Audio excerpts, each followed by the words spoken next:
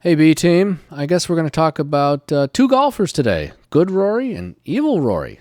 Let's start with Evil. Well, when it comes to LIV Golf, there are two very different Rorys, apparently. Evil Rory and Good Rory. Yeah, can you believe this guy? Unbelievable. We have the tape, so we don't need to characterize this. Let's roll the tape of Evil Rory. What do we mean, Evil Rory? Well, let's watch the tape. I love tape. I think you have to speak up, and I believe very strongly about this. I really do. I hate what it's doing to the game of golf. I hate it. Like, I really do. I do I too. mean, like, it's going to be hard for me to stomach going to Wentworth in a couple of weeks' time and seeing 18 of them there. Like, it just doesn't sit right with me. So, yeah, I feel strongly. I believe. He feels strongly. His tummy's going to hurt. His tummy's when going to he be goes churning. and plays golf at the BMW PGA in Wentworth, which is coming up. Might even be this week. Today's September 7th. It is this week. Hopefully we get this out before he does his Pepsi commercial to help his tummy. Unbelievable. What's my reaction to that? Unbelievable. And then you think about it for a second, and you know, oh, who is in his ear telling him to take this kind of, or have this kind of attitude? Because we're going to roll tape in a few minutes of Good Rory, who was, 10 years ago, 5 years ago? When was Good Rory? Oh, it was like 6 weeks ago on the same exact theme. What do you think about LIV? Do you have any, ill feelings about it? What do you think? And that is a wholly different thing. But what's your reaction to this? Well, the first thing that just strikes me, he's talking about he can't stomach the players, the players that are going are the potential European Ryder Cuppers, the former European Ryder BMW Cuppers. PGA. To the BMW. Koepka's not going to be there. DJ's not going to be there. Patrick Reed loves to be there because he's a polarizing figure, and he loves it. That's great for Patrick. And correct me if I'm wrong, Reed's played a fair amount of European Tour golf. Reed's a member. Reed is a member more than Billy Horschel of the DP Tour. So, and the other thing is, of the 18 players, is he going to recognize the Olivers and I think Duplessis and some of the guys have actually lost their LIV card already, if there's such a thing? Is he even going to recognize? I don't think he would recognize most of the 18 players. So that's another issue. It's more than convoluted. Let's leave it at that. The clip will we have another clip of Rory for a separate follow-on episode, which we will do. Talking about money. I'm raring to talk about that, Darkstar. Raring to talk about that one. But this clip is just silly on being generous. Silly. I could use some other words, but it's on so many levels.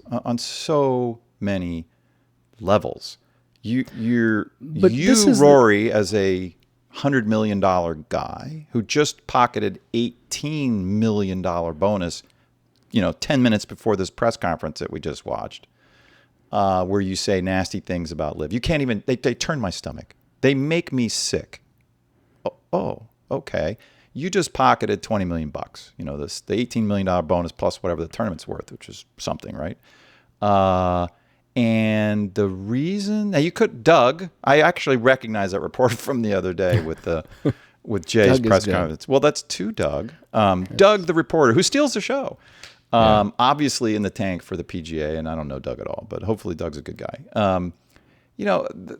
The Rory could have answered that question any different way, and Doug could have followed up on it. Like, why does it make you sick? That would have been a good second question. They make me sick. Why is that? Because, I'm sorry, why is that? Because what would he say? They're going to the same tournament that he's going to play in on the DP European Tour. Well, yeah, is this the take same a guess? clip? Why, let's give him the benefit of the doubt. You go first. Benefit of the doubt. So you're Rory's, best buddy. So you're going to say something nice and explain why he's feeling sick about seeing these LIV guys. What would you say? Because they've taken the money, they've abandoned the tradition of the PGA Tour. How dare they? They've profited and become they've become great names in sport because of the PGA Tour. And, Yeah, they're ruining golf. I think that's what he means in the first part of the clip. This is obviously just a guess, but if I were Rory's best buddy and I was trying to defend his comment, with a bunch of detractors. So if we were sitting there with some people who were fair-minded and saying, well, why would he be, I don't get it. I mean, they're just other professional golfers. He plays around the world with other professional golfers on lots of tours. Why is this any different? That's a good question. Why is it any different? Well, okay, so if I'm his best buddy, here's my shot at it. Yet Rory feels sick about it because these LIV guys are ruining golf. They're ruining it. And he hates it. He hates that golf's being ruined by these guys. And that'd be the extent of my comment, because any follow-on questions to that won't make any sense. Because if the immediate question from some smart reporter like Doug might be, well, how are they ruining golf? Well, I don't know. I mean, well, there we're in a kind of a gray area. All right, how gray? Charcoal. well, they left the tour, so they've weakened our tour, and they're starting a rival tour. They're splitting the game. They're diluting the product globally because they're going to have fans. But they don't say that. But we don't know really why they're ruining the game. That's the bottom line. I mean, this show is trying to be fact-based and logical. We can't figure out why they're ruining the game, other than these guys have a monopoly and they don't want any competitors. Right. And that's what we've discussed previously. They're not ruining golf. They're creating competition. They're ruining the PGA Tour. There you go. That's exactly what I was hoping you'd say. They're not ruining golf. They're potentially ruining the PGA Tour. Right. Yes. Yeah. Good. I love it. You're spot on, Darkstar. I try, but you anyway. succeeded. You succeeded. And that's what they've always been jiving about. It's ridiculous. They're talking like a monopolist, but they're shrouding themselves. They're covering themselves with the history of the game as camouflage. Yeah. It's not right. It's not It's right. like anything else. When you're Rory and you're on top and you're in the situation that the PGA Tour gives you, it's hard for anybody to knock you off the mountain. And the mountain's big enough for about 10, 12 guys, and Rory's going to be one of those 10, 12 guys indefinitely. You got that right. Let's roll Good Rory. Here's Good Rory a whole 6 weeks ago. This is July 5th. July 5th. You ready, Darkstar? Yeah, we've seen this. Good. Let's do it again. All right, here we go. Yep, here we go. We're all different. We all make different decisions for different purposes. And but is there resentment? I don't like. I've played in Ryder Cup teams with these guys, and is there a difference of opinion? Yes, but I mean, I can argue with you about a certain thing, but I'm still gonna like you at the end of it. So there's a difference of opinion, and I would have done things a little bit differently. But I think at this stage, if you go over and play in a different tour, then go and play in a different tour. And I think this whole having your cake and eating it type thing is what the resentment resolves. Is within the membership, because there's only 48 players on this tour, so not everyone's going to have an opportunity to go over there and play. So you're sort of basically leaving all your peers behind to go make more money, which is fine, but just go over there. Don't try to come back and play over here again. I think that's the tricky part, and I think that's where some of the resentment comes from. But for me, I don't resent anyone. A lot of these guys are my friends, and they're still going to be my friends regardless of the decisions they make. They're still going to be my friends. Yeah, especially Lee and Sergio, the guys that were at his wedding. They're still his friends, but I can't stomach them being my friends. Well, now he can't stomach them. Presumably he was on his meds at the J.P. McManus July 5th. Now he's not. What's happened in the last 6 weeks? Where did this evil Rory come from? Yeah, that is excellent speculation. We talked a little bit before the show about why would he do this 180. Let's just, for the sake of new viewers here, maybe we'll get the clip from Riviera where Rory says, this is back, February, right? Would this end it? Oh, yeah. I mean, like, who's left? Who's left to go? I mean, there's no one. It's dead in the water. I just can't see any reason why anyone would go. So he says, it's dead. It's dead. Nobody's going there. That tour's washed up, finished. Not a kind word at all about LIV. That's in February. Then in the rest of the time, he's just taking shots at LIV the whole time. bad, evil, greedy, all the Phil comments, arrogant, naive, all that stuff. That's all out there. What did you make of Phil's comments earlier in the week? I don't want to kick someone while he's down, obviously, but I thought they were naive, selfish, egotistical, ignorant. Just very surprising and disappointing, sad. And then July, well, they're all my friends, and they're still going to be my friends. Now here we are in August, we're back to where we started, which is they're evil and they make me sick. Yeah. Basically, in between the players and the PGA, they sort of, as I called it, had their battle of the bulge moment. They went scorched earth trying to destroy LIV.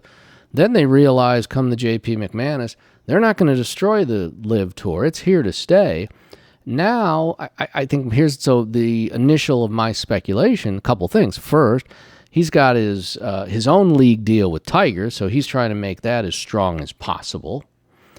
And the second thing is, I think there's a schism in the European players because Luke Donald and those guys are kind of like, well, we still want to win the Ryder Cup and keep it a big thing. So I'm not ruling out these players not playing. And Rory's like, what? How's that going to help me? Well, I'm pretty sure the Ryder Cup is the #1 revenue source for the DP World Tour. I didn't know that. From a tournament standpoint. Yeah. Did not know. So the TV, obviously the TV share, that's a huge chunk for them. So if it's no good, that's a problem. Yeah. And Rory has mentioned, I think in these videos that we were showing about things being ripped apart, well, they're ripping it apart, and Rory wants the big pieces for himself. And I think there's this other guy named Tiger that he may be listening to a little bit now. I don't know, a little other speculation. Yeah, I thought you made that point. I'm going to throw some halo on you right now. Why? Let's assume all of us that Rory's being coached, and this isn't really what he would say. What he would really say is what he said at the JP McManus, because that sounded authentic. Like, hey, if I disagree with you, it doesn't mean I don't have to like you. We can disagree. We're adults. And now he can't even stomach them. So there is no disagreement. There's no room for disagreement. You guys are bad people. I don't want to be in the same room with you. If that's coaching, and I think that's a fair bet, who would be providing that coaching? There's not only a few options. There's the tour itself, Jay Monahan and his team. There's Rory's sponsors. I guess there's Rory's close group of friends and family. So maybe there's 4 options. Or there's an influencer, a professional influencer in the game. So another pro, a colleague who might have a position of preeminence over Rory. Who could that be? Who could that be, Darkstar?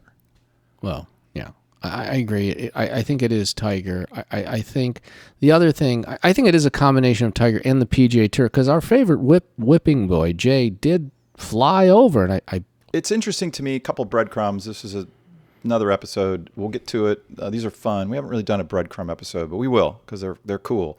So a couple of breadcrumbs, audience. So Tiger comes out for the first time, I think, meaningfully, correct me if I'm wrong, Darkstar, at the Open Championship and poops on LIV. And sort of I'm the voice of golf. I'm finally chiming in here.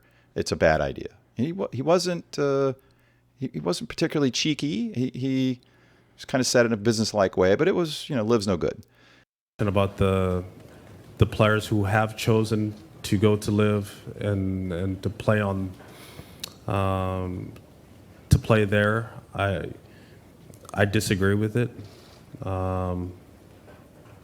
I think that what they've done is they've turned their back on what has allowed them to get to this position. Tiger's always had great coaching in the sense it was great timing.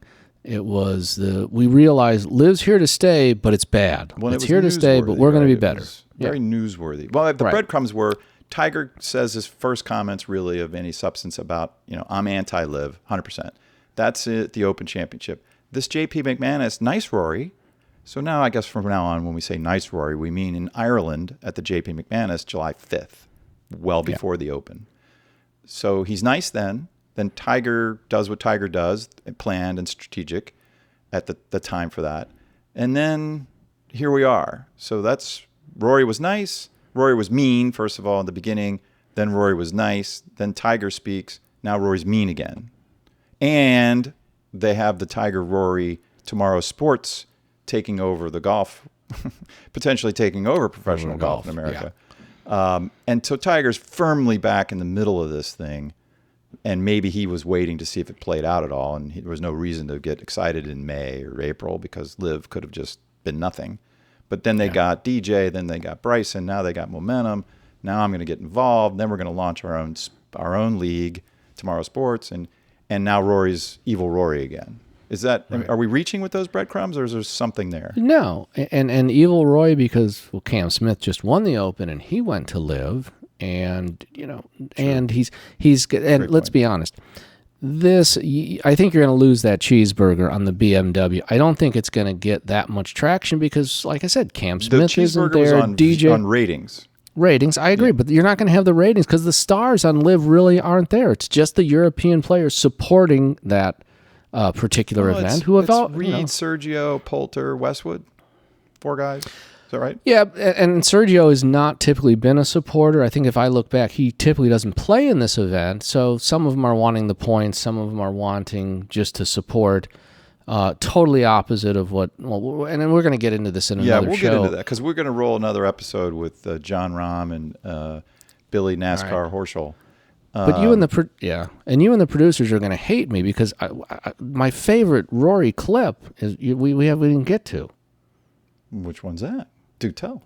That is where he won the Tour Championship and came from behind because he doesn't think about the money. Clearly he doesn't think. He is in this for the glory and for the good of the game. That is why he plays golf. And yeah, we're going to roll that up. So that's true. We're not going to do that in this episode. We're going to do that in the. We have to do that because that's. That's the best one. We will roll it. You're going to have to. You got to promise me we're going to do that. Well, we're going to do it right away. So you see this episode. Go to the next one, which is going to include. It'll be Rory, Rahm, and Billy NASCAR Horschel. Those will be the clips that we cover in that next episode. But let's wrap this one. It's evil Rory is back on full display. But the real, I think we can get really snarky with Rory in the next show where he has these comments about how he was able to come from behind at the FedEx Cup Championship. All right. Dark Stars out.